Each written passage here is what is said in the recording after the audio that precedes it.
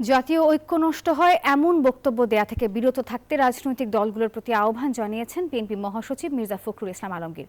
বৃহস্পতিবার কুমিল্লার লাকসামে জনসভায় তিনি জানান, অন্তর্বর্তী সরকারকে সব ধরনের সহযোগিতা করছে বিএনপি। এ সময় দেশে স্থিতিশীলতা ফেরাতে দ্রুত নির্বাচনী রোডম্যাপ ঘোষণার দাবি বিএনপি মহাসচিবের। রাষ্ট্র সংস্কারে ৩১ দফা বাস্তবায়নে দেশব্যাপী ধারাবাহিক কর্মসূচির অংশ হিসেবে কুমিল্লার লাকসামে বিএনপির এই কর্মসূচি। নির্ধারিত সময়ের অনেক আগেই লাকসাম স্টেডিয়াম মাঠে জড়ো হতে থাকেন বিএনপির নেতাকর্মীরা। দুপুরের দিকে মনোহরগঞ্জ ও লাকসাম উপজেলা বিএনপির পাশাপাশি অঙ্গ ও সহযোগী সংগঠনের নেতাকর্মীদের সরব উপস্থিতিতে ব্যাপক সমাগম সৃষ্টি হয় আশপাশের এলাকায়। অনুষ্ঠানে বিএনপি মহাসচিব বলেন, দেশের স্থিতিশীলতা রক্ষায় সব ধরনের নৈরাজ্য বন্ধ করতে হবে। দ্রুত নির্বাচনে রোডম্যাপ ঘোষণা করলে জনমনে স্বস্তি ফিরবে বলে মন্তব্য করেন মির্জা ফখরুল।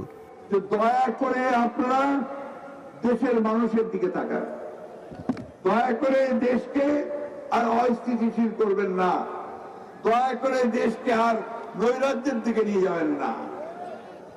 এনআরকি কখনো ভালো ফল নিয়ে আসে না, সেটা দেশের মানুষের ক্ষতি করে।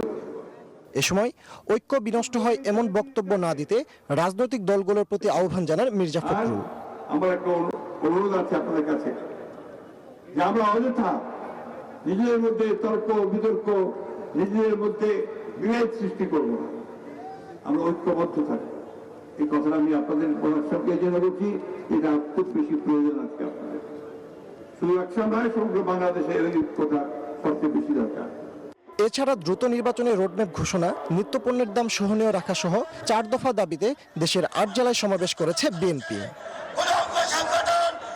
ফজলা রাব্বী, সৌরভ, নিউজ 24, লাকসাম, কুমিল্লা।